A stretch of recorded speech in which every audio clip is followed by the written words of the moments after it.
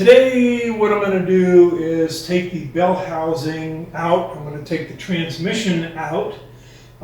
They are full of grease, like I can't even believe, from the rear main seal that leaked and leaked some more. So that's our project for today, so let's begin.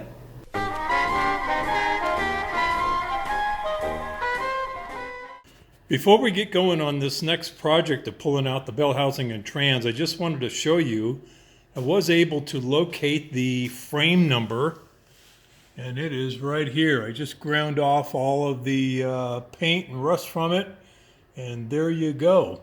I'm going to do an online search and find out what year this car was actually made. Here's a table that I found that shows the dates and the stamped numbers on the engine blocks after they were assembled and tested and actually run. They would not stamp these until the engines actually were tested and run. There was only one plant that made engines, and that was in Rouge, in Michigan. So according to the number on the frame, 2783137, the engine would have been made and tested January 16th, 1930 indication. The other indication is that the car has got square type crank guide and bolts, and those were installed up until February 1st, 1930. After February 1st, they went to a round type. So having said that, is it possible that the engine being stamped on January 16th, is it possible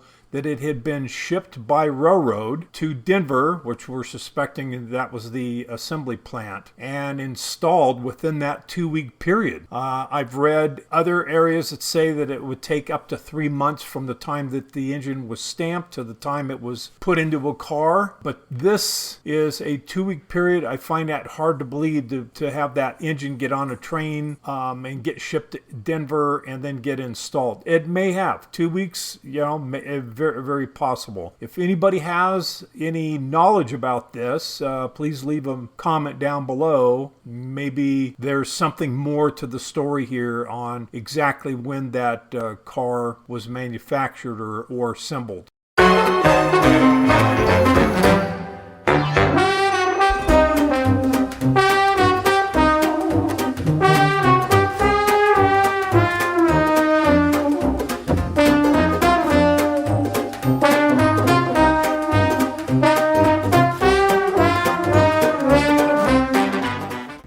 Hey y'all, do you need a new grease gun for your Model A?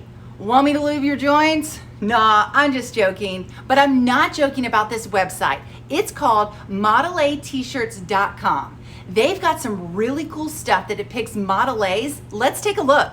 At the top of the page, click on the year of your car and find the body type. Let's say that it's a 1930 sports coupe.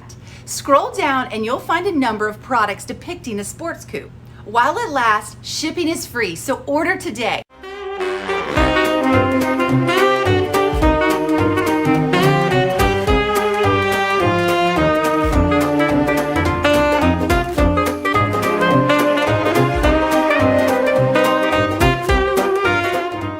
Well, there you have it. That was pretty easy to do. Not that much to pull in a bell housing and a transmission, and this is what it looks like with the out. So all you got left there to work on is the frame, the chassis, the front end, all that good stuff. And I told you there was a lot of grease. Look at the bell housing and the trans now. This is really gross.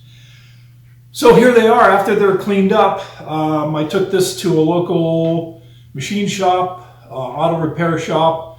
They have a hot tank, and a lot of the parts on the front end of the car were dipped and cleaned off really nicely. But this looks really good here. I took some emery cloth and went inside to sand down the shafts there, and this is the brake and clutch part here.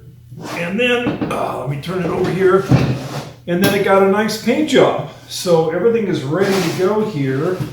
Really nice looking.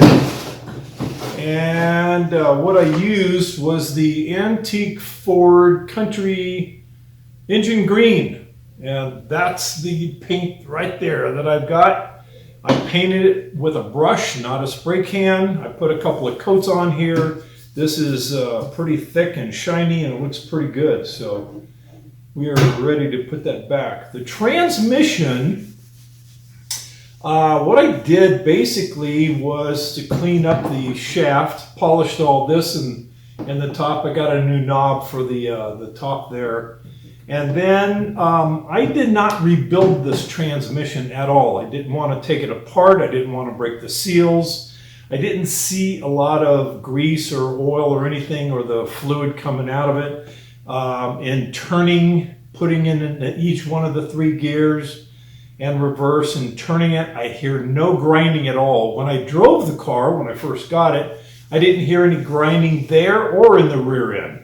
So I'm going to take my chances on this being good enough to drive around town. I won't be doing a lot of freeway driving, so I think this should work okay. The bearing here on the back side is smooth, and the shaft here is very smooth. So I'm crossing my fingers, and I'm going to hope here that we won't have any problems once it gets back in. This did not get dipped. All I did was clean this off with a lot of acetone and small metal brush to get into the nooks and crannies, and then painted it by hand with the same paint and disposable paintbrush. So the other thing that I did do, and I wanted to share with you real quick, is this right here. This is a device that goes on right here. You see these 2 pins that come out for when you shifting pins, I guess they're called. This goes right here. I don't know if you can see this very well, but this goes right here once the bell housing goes on. And what this is designed to do is to keep any fluid from coming out of these pins, out of these holes. So that's going to go on the inside of the bell housing right there. They say you can put this in an existing when it's installed. Boy, that maybe so. It looked like it might be a challenge, but it's going to go on the inside. That's where it's going to sit right there and gets bolted in accordingly. So that's a new and improved thing to try to keep the oil from coming out of the transmission, and hopefully that will work out. So that's it for this segment of the restoration of the car. Be sure to subscribe if you haven't subscribed already, and notify yourself, or click to notify yourself when I've got new videos coming, which I will as we progress through this restoration part. So I'm very happy with the way this is looking right now.